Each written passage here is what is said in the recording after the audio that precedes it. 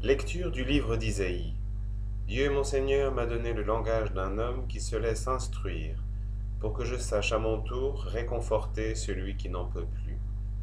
La parole me réveille chaque matin elle me réveille pour que j'écoute comme celui qui se laisse instruire.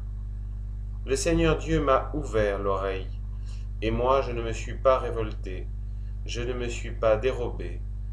J'ai présenté mon dos à ceux qui me frappaient, et mes joues à ceux qui m'arrachaient la barbe. Je n'ai pas protégé mon visage des outrages et des crachats. Le Seigneur Dieu vient à mon secours, c'est pourquoi je ne suis pas atteint par les outrages. C'est pourquoi j'ai rendu mon visage dur comme pierre, je sais que je ne serai pas confondu. Il est proche celui qui me justifie. Quelqu'un veut-il plaider contre moi? Comparaissons ensemble. Quelqu'un a-t-il une accusation à porter contre moi? Qu'il s'avance. Voici le Seigneur Dieu qui vient prendre ma défense, qui donc me condamnera?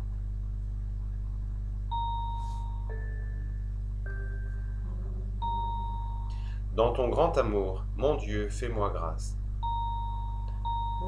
C'est pour toi que j'endure l'insulte, que la honte me couvre le visage.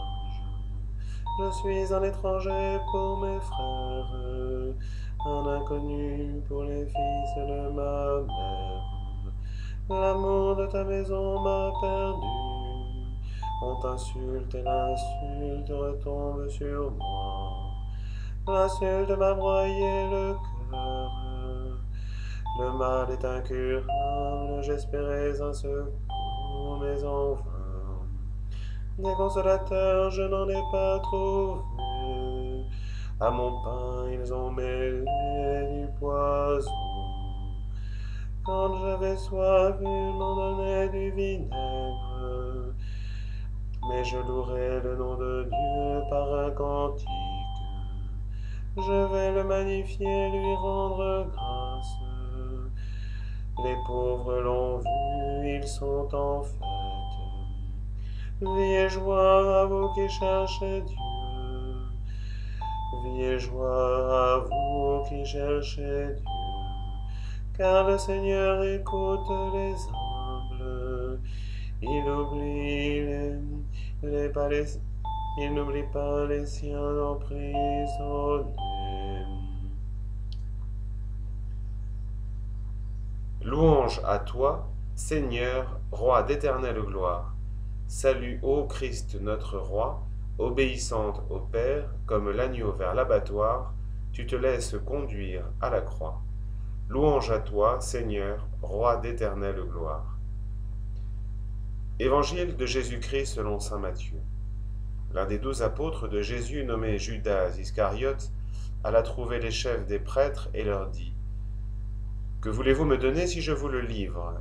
Ils lui proposèrent 30 pièces d'argent. Dès lors, Judas cherchait une occasion favorable pour le livrer.